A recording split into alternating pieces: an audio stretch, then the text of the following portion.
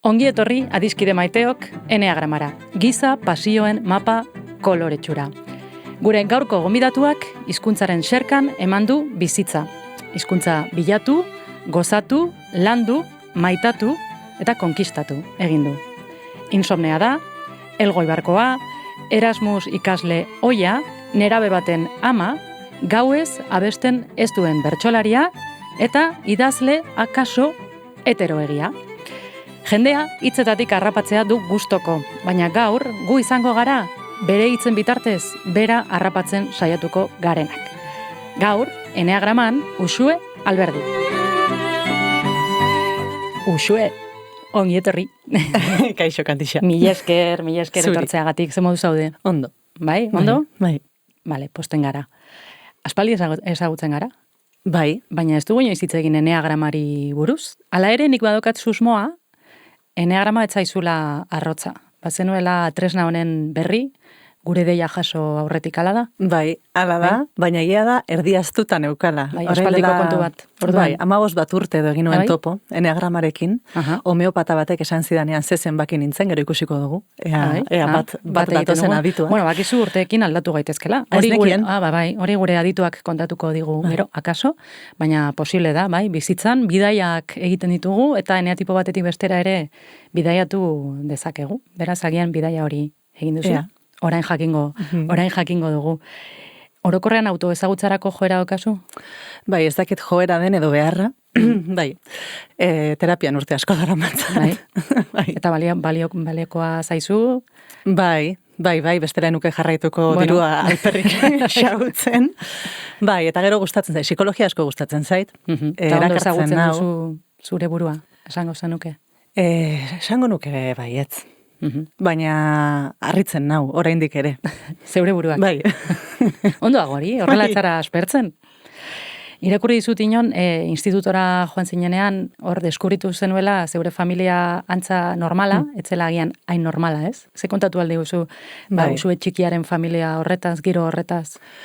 Bai, bueno, Elgoi Barren bizi ginen, ama dendaria, aita irakaslea, familia esango nuke euskaltzale eta amaren eta izebaren da aldetik feminista batean, oso familia ekina, langilea, leiala, horlako batetik nator, balore horieko oso gipuzkoarra, esango zenuke. Ez nuke esango, Elgoi Barrez da batere gipuzkoarra. Ados. Aitaren aldetik, bai, gehiago, baina ez nuke esango batez ere amaren aldea batere giputxia denik. Eta hori ikasleonak, eta hola. Eta nera bezaroan topo egin nuen, itxura batera nigandik oso bestelakoak ziren lagunak egin nituen, lagun haundiak, uste dut salbatu egin nindutela. Herrian bertan, baina elkartu ginen institutuan, ni ikastolatik nentorren, 12 urterekin institutu publikora aldatu nintzen, eta han ezagutu nituen. Eta niretzako, batetik salbatu egin nindutela sentitzen nuen, lehengo aldiz uste dut sentitu nuela hor lagun artean maitasun inkondizionala. Izan nintekela ni, ez dakit, mozorrorik jantzi gabe, aldi berean uste dut nire gurasoak beldurtu egin zirela, ez ziruditen oso konpainia ona, baina asko ikasi nuen, eta literarioki ere atera diote tekina, eta pari behin baino gehiagotan, bai. Bai, azken liburu hetero honetan, ere, badago behintzatipuin bat, garai horri dedikatua, ez? Horretaz gero hitz egingo dugu. Haien isopeinen ere bai. Bai, ere bai, asko, egia da. Hori gero hitz egingo dugu, orain goazen jorratzera orokorrago zure bi fazeta ezagunenak, asko dituzu, noski, baina batez ere, barruko lan batengatik zara ezagun, idazketa lana barruko lan bada, zentzu askotan, gero, kanpoko orako ere bauka, baina tira, eta kanpoko lan bat bertsolaritza, ez? Taula gainean jarri behar izate hori, ez? Nola adaptatzen da gorputza bi roloietara, hain desberdinak izanik? Baduzu metodorik? Kuriosoa da, esan duzunean barruko lana eta kanpoko lana, hain nintzen pentsatzen, bertsolariarena oso barruko lana dela, hau da. Zure gorputza jende aurrean dago, baina zure barruan gertatzen ari dena oso barruan gertatzen ari da. Eta gainera idazleari ez bezala, etzaio eskatzen bertsolariari bere barne prozesu ez hitz egin dezan. Orduan, Uste dut alde batetik publikotasun handia daukala, baina beste alde batetik badagola horrelako pribazidade bat, eta gainera bapatekoa denez, bueno, ez duzula gauza handirik azaldu behar, jendeak ulertzen duela, alduzuna egiten duzula, ez, momentuan. Eta badirudila idazleak egiten duela nahi duena. Eta nik esango nuke idazleak ere alduena egiten duela. Jakina. Baina bai direla bi gorputz mota. Batez ere, idazlea ere gauza bat da idazten ari zarenean, eta beste gauza bat da bestakit, ez, irakurle talde baten zaudenean, edo elkarrizketa batean zaudenean orain bezala. Baina, behin, Andoni Egañarekin kantuan uste dut topatu nuela horrela definizio, politxamar bat, eta uste dut kantatu niola sofan idazlea naiz eta dutxan bertsolari. Hau da, bertsolari lotzen dut kanpora irtetzearekin, dutxatzearekin, bai, jende aurrera zutik egotearekin, eta aldiz idatzi, pijamatan idazten dute normalean, edo etxeko arroparekin, esnatuta berehala, kafearekin, beste Bueno, dutxa ere biluzik hartzen dugu. Biluzik sentitzen zara. Biluzik non? Diot, zenatokian. Ez. Ez ondo jantzen biluzik. Bai. Neri tokatu zaite egotea bertsolarien atzekaldean, gai jartzaile edo, eta oso kuriosoa da, eskuekin egiten duzuena. Eta bakoitzak diferente egiten du. Eta beti berdina. Egin daiteke dokumental bat, nik uste, irudi hoiekin, ez? Bai, bertsolariok oso ondo ezagutzen ditugu besteen eskuak eta ipurdiak. Denbora asko pasatzen dugu. Bai. Eskuak eta ipurdiak, badugu tituloa dokumentalerako. Behin eman genuen hitzaldi bat elkarrekin, eta kurioso egin zitzaidan zeure komentarioa, justo atera horretik esan zena, tira, behintzat ez dugu errimatu behar. Ez? Behintzat badago esfortzu edo presio, gain presio hori, ez? Hori badago. Baina nola kontrolatzen da hori? Niskin, niretzat bertxotan egitearen zailena errimatzea da. Eta hola, ematen du igual obiedade bat, baina esango nuke bertsolari askorentzat ez. Bertsolari askok oso badago teknika eta errimatzen dute, bai. Eta badira bertsolari batzuk, etortzen zaizkit ezakit, Alaia Martin, Beñat Gaztelumen, Diane Labaka, ez esagutzen ditu danak, oso ondo eta badakidanak, dauzkate hor, errima mordo bat. Automatikoki etortzen zaizkit. Neri ez. Bertxotan egiteko normalean ez benetan. Zeresanik ez zait falta normalean, etortzen zaizkit ideiak, baina askotan falta zaite rima bat, edo... askotan ez zaizu falta, bestela poto egingo zenuke askotan. Ez, betetzen duzu errima ez on batekin, baina falta zaizu agian, ez, nahi duzuna, edo zu konturatzen zara ezabiltzala jardin oparo egitik aukeratzen. Ez dakit hori, zeure buruarekin gogorregia izatea. Hori ere beste ezaugarri bat da. Ondo, hor usten dugu apuntatuta, ze badakizu galdera hauek guztiak direla aitzakia bat, gero zeure enea tipoa errebelatzeko. Baduzu beste fazeta bat, eta ez dakit hau entzutea gustatuko zaizun, edo ados egongo zaren, baina geroz eta hildo intelektualago bat hartu duzu urteekin, bai, benetan diot. Barregura ematen. Bueno, orain hitz egingo dugu horretaz, eta usue intelektualak edo, badakit hitz horrek karga batzuk dituela, baina, ideien usue hori, batez ere feminismoaren esparruan, usue horrek baditu bere jarraitzaileak, esango nuke. Hala sentitzen duzu, baduzula autoridade bat, esparru intelektual batean? Atera zait, ez. Lehenengo bulkada hori eta ondo pentsatuta? Ez, batez ere iruditzen zaidalako, eta gaur egun gainera, transfeminismoak daukan abiaduran, ni askotan dinosaurio bat sentitzen naiz, eta adibidez joan zen, orain dela gutxi egin genuen alduntze bertso eskolaren 10. urteurreneko bilera, eta dinosaurio bat sentitzen nintzen adinez, batetik. Egizu niri zu baino zarragoa naizela, eta horrelako komentarioak ez ditut ondo onartzen. Baina ideologiaren aldetik ni sentitzen naiz ikasle ondorengoen gandik, eta, beti gara ikasle. Bai. Eta ondo dago gazteriari begiratzea, nik beti errimindikatzen dut hori, unibertsitate irakaslean artean oso ohikoa da gazteak kritikatzea, eta egurtzea, baina horren kontra. Eta gero esango nuke, baina bai badaukadala dena analizatzeko joera bat, eta denari zentzua topatzeko joera bat. Izan daiteke momentu batean psikologiatik, baina izan daiteke arrazionalidadetik ere. Eta hor bai, agian ez, senez edo istintuz edo barrutik ateratzen zaidan horri begiratu eta esateko hau zer da, ez? Erabili izan dut irakurretaldetan kakaren ejemploa, ez da oso...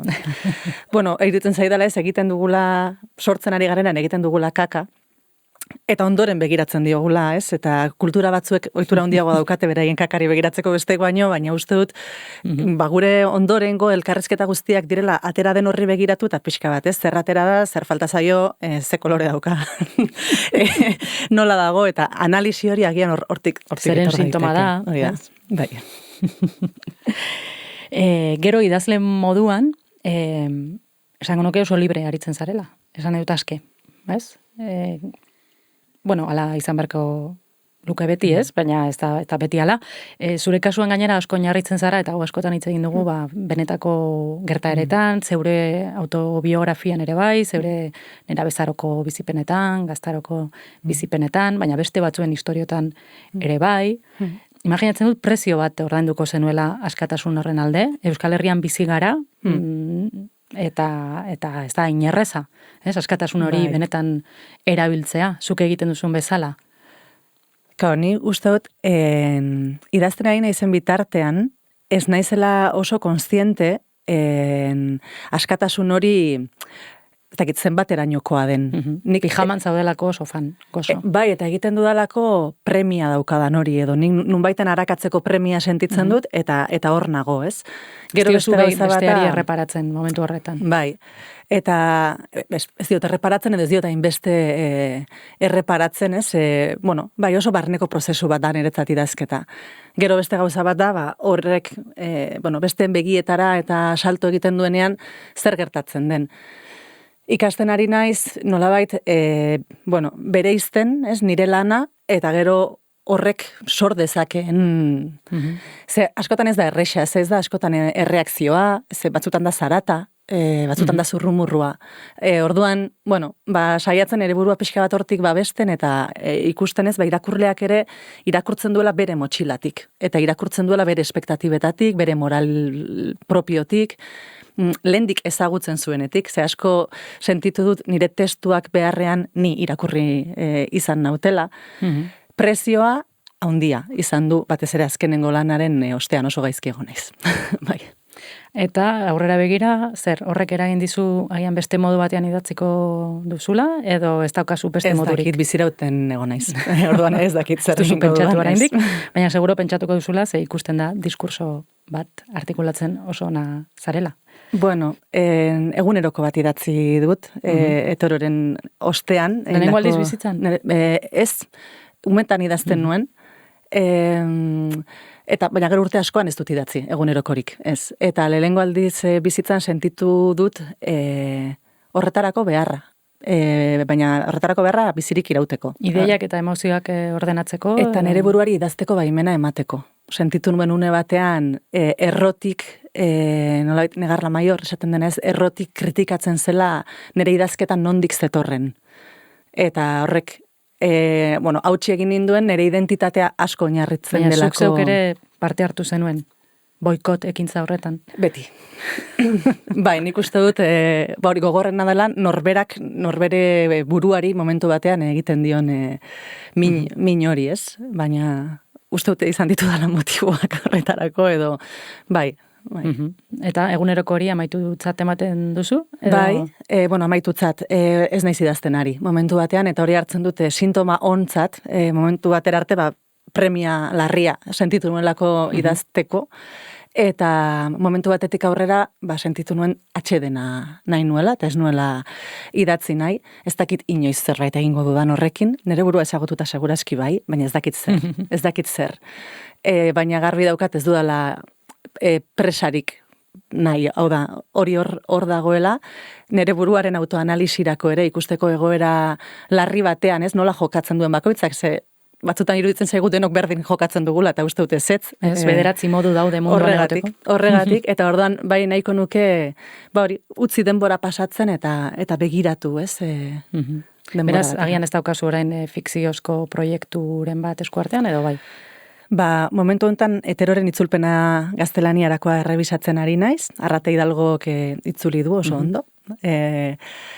beste alde argitaratuko dugu ez da fikzioa, baina bai historio liburu bat, Esne Berriketan izenekoa, azken 2 urtetan aritu naiz Euskal Herrian barrena hainbat emakumerekin elkartzen, eta emakumezkoak protagonista dituzten istorioak biltzen. Eta, hor badira 80 bat edo, historio publikatuko ditugunak, eta hori... Arriskuri gabeko historioak direla esan daiteke, ez? Bai, Bioteteron ez bezala. Neurri batean gainera, bakizu, bi parteak sentitzen ditute, sentitu dut baita ere, hau da gugandik espero den idazketa, ez pixka bat neskame idazketa.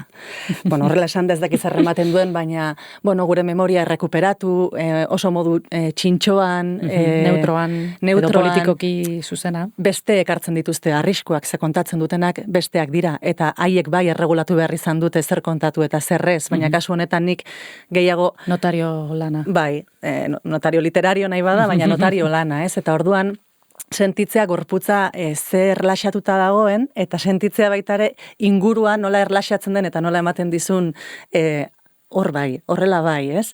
Eta, hortik ere ikasten saiatzen, ez? Esatena, kuriosoa da, ze modu sutiletan adierazten zaigun zein den dagokigun tokia edo bidea. Baina batzutan idazteko grina hain da handia, ezta? Besteek diotena, ez dura hainbesteko erainik izaten, eta hala beharko lukek. Beraz, espero zeureari euste da, eta... Bai, nik ere ala espero dut. Uste gertatzen dena oso aurpegi ezaguna zarela, ez bakarrik idazle bezala, gainera bertsolari fazeta hori daukazu, bertsolari daukaten esposizio publiko maila horrekin, ez? Zeure bikotekidea ere ezaguna da, ez bakarrik zure bikotekidea izateagatik, bere kabuz ere lortu duzona, eta gainera herri txiki batean bizizarete, eta horrek ere apur bat balintzatuko du egoera hau guztia, ez? Ez dakit nola bizi duzun, intimidadearen babesa, bereziko, edo bereziki babesten duzun, lanak dituzun hori lortzen. Ez dakit nola esan, ni nahiko desapegatua naiz nire intimitatearekin, ez zait iruditzen. Bai, ez zait iruditzen... Zaindu behar duzunik? Oso interesgarria denik, besteena baino gehiago. Baina bai gustatzen zait lasai bizitzea.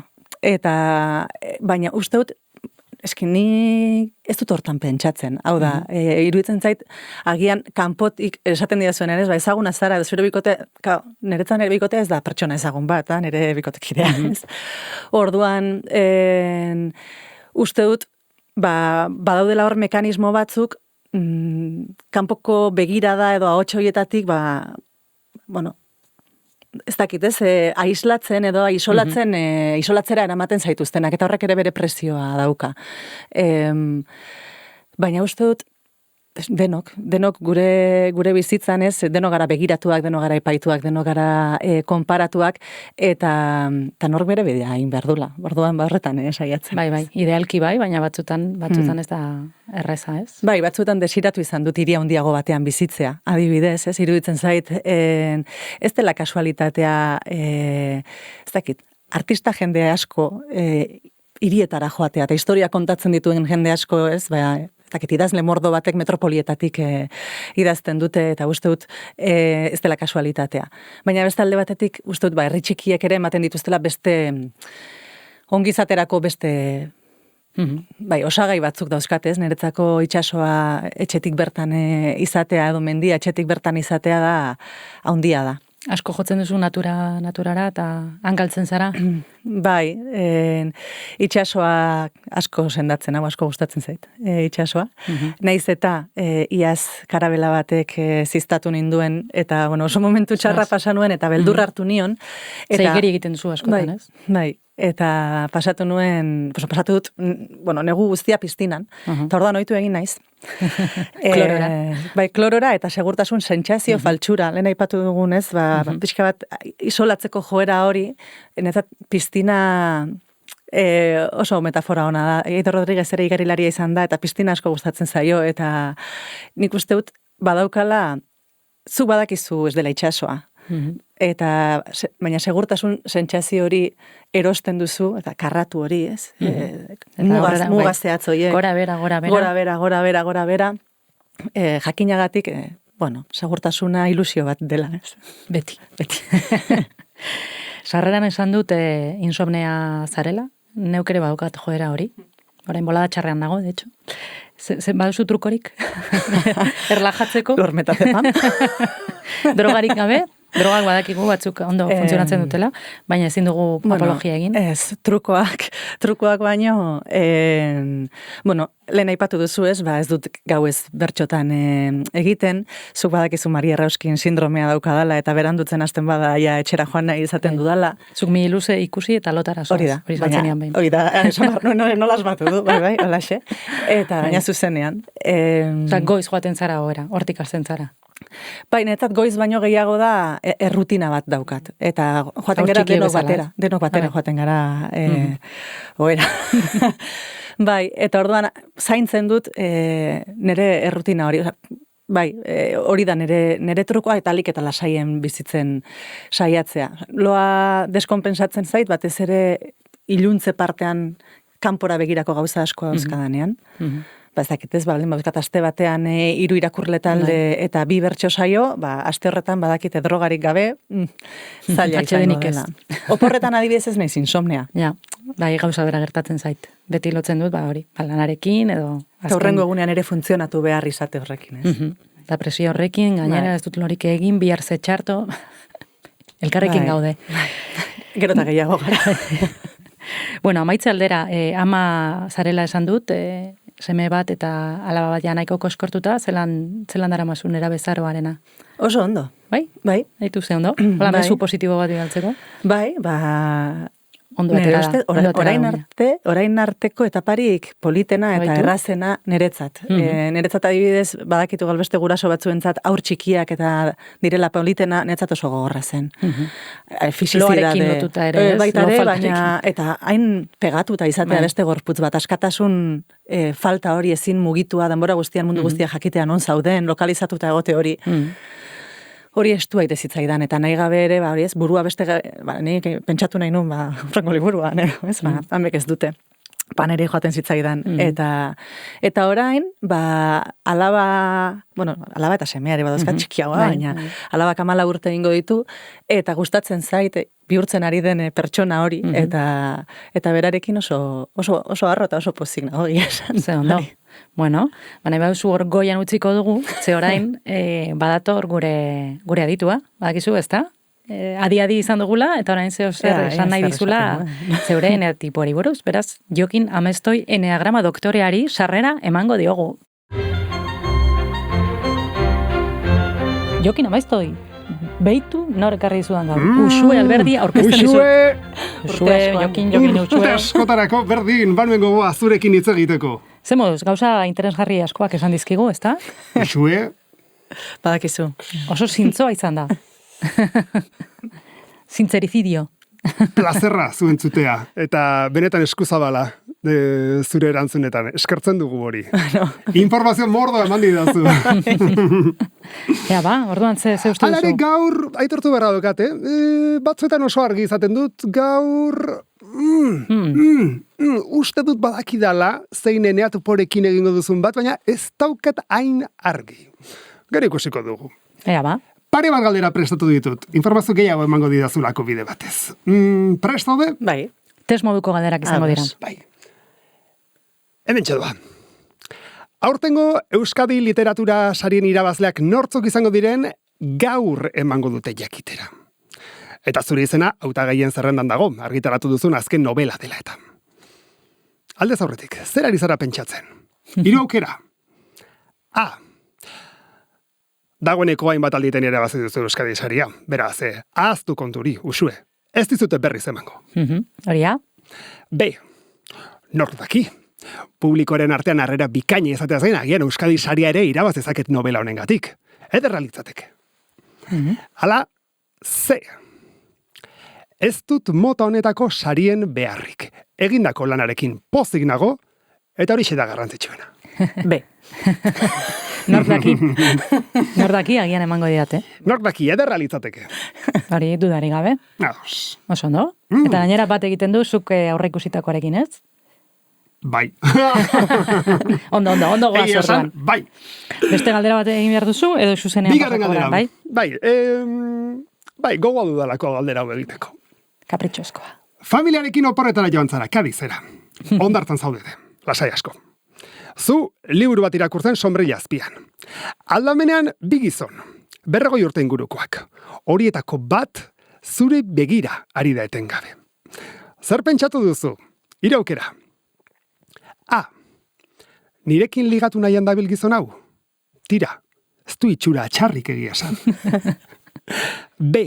Zer demontre gertatzen zaio gizon honi. Berriz begiratzen badu, zerbait esango diot. Nahikoa da. Ala, C. Ile horrazkera horrekin eta ternuako motxila duela kondutan izan da, hauek euskaldunak dira, fijo eta ezagutu gaituzte. Ze. Jantzita badoaz, bai. Ternuakoa ez duzu esan amaieran arte. Baina, bai, ez da? Gertatu zaizu olakorik? Nezpait. Egia esan, enaiz konturatzen jendeak begiratzen digunean, espaldin bada oso, askotan da, entzun egiten diet. Atzo gertatu zitzaidan, Getarian. Usu alberdi, entzutea, eta horla begiratu, eta nik ez ezagutzea, norden. Baina bestela, gertatu izan lagunekin joan, eta lagunek esatea, horrek ezagutu zaitu, edo zaituzte. Eta, bai, gero oso polita da esaten dizutenean, Carmele Jaio, edo Katixa Agirre. Bai, hori askotan gertatzen. Argazkiak atera ditut nik Carmele Jaioren izenean. Bai, Lugon azkena. Hor eta Lugon gainera.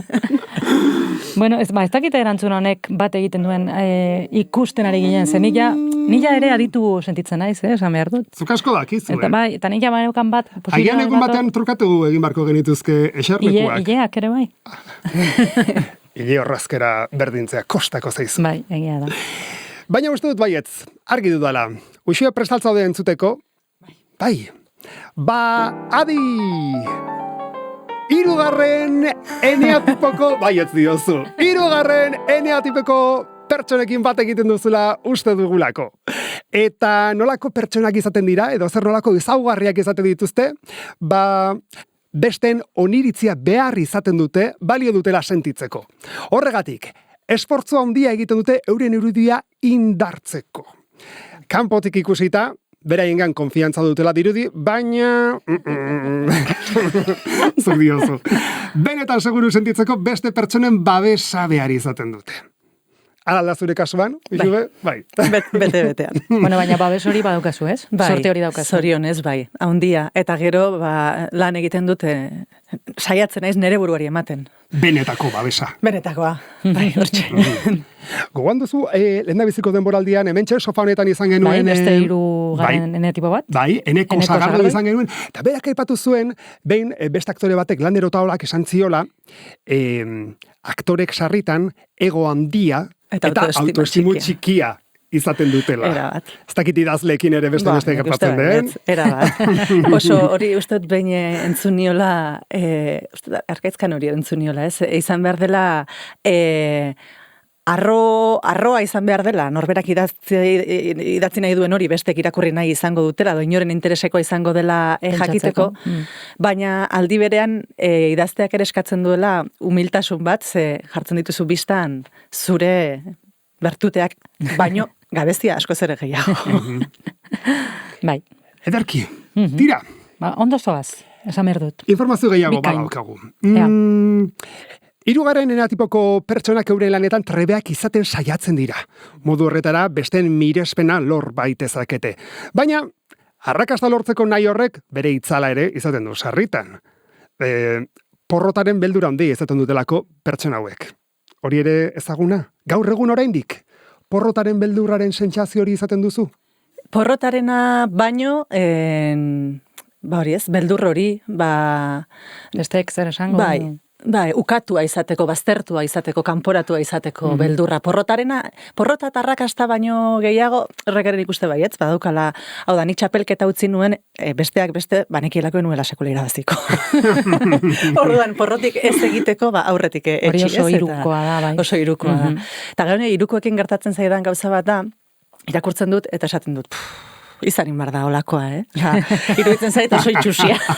Baina gero adibidez nintzen nuen eneko sagardoi, eta esan bueno, eneko baldin bada, eneko asko gustatzen zait, orduan esaten dut, bueno, barkatzen dio nire buruari irua izatea. Enea tipo guztiek dauzkate bere gauza honak eta txarrak, eta hiru batzuek joera aukate igual desorekatuago doteko, beste batzuk orekatuago, ez dago enea tipo positibo edo negatiborik. Ez, hori esan bar genuen, garrantzitsuena azkenean da, gero norbera bere enea tipoan, ondo gotea, eroso gotea. Zeure joerak ezagutu, baina hoiek ere eta desorekara ez jotea batez ere. Hori bentsat ere esan nahiko genuke. Ez dago enea tipo onik eta txarrik. Ez.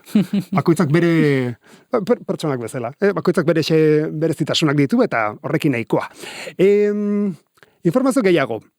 Eskuzabalak eta irekiak dirudite pertsona hauek, baina ez da hain erreza izaten pertsona hauek ondo ezagutzea. Euren alderik intimoena asko abesten dutelako. Baina, kasu honetan, nik aurreratuko dut. Ez da zure kasu.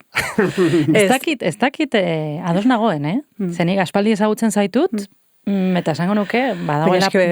Berandu egiten dizkida zuzitak. Eta orduan, etxera joan behar naiz, login bardu dalako. Orduan egin behar dugu goizeko zita bat. Ez? Gero egia da, ni ustut oso zintzeroa naizela. Eta ez dakidala gezurra esaten.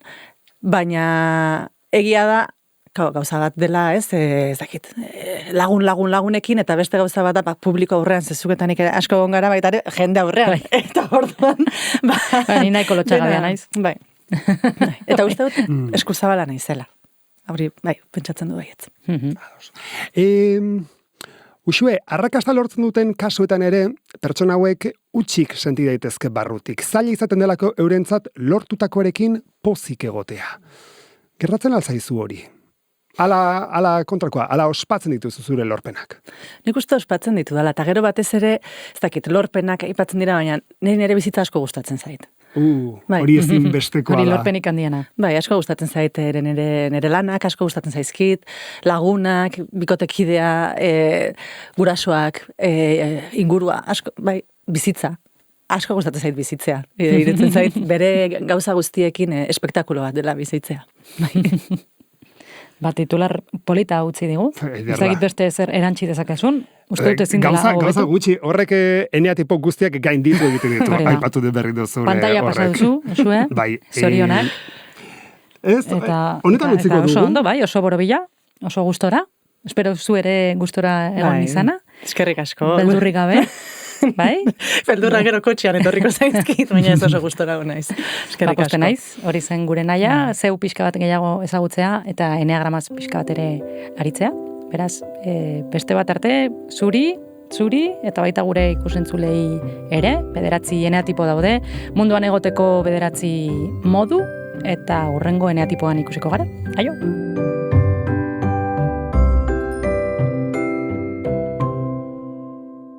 Eneagrama podcastaren 2. denboraldia bueltan da.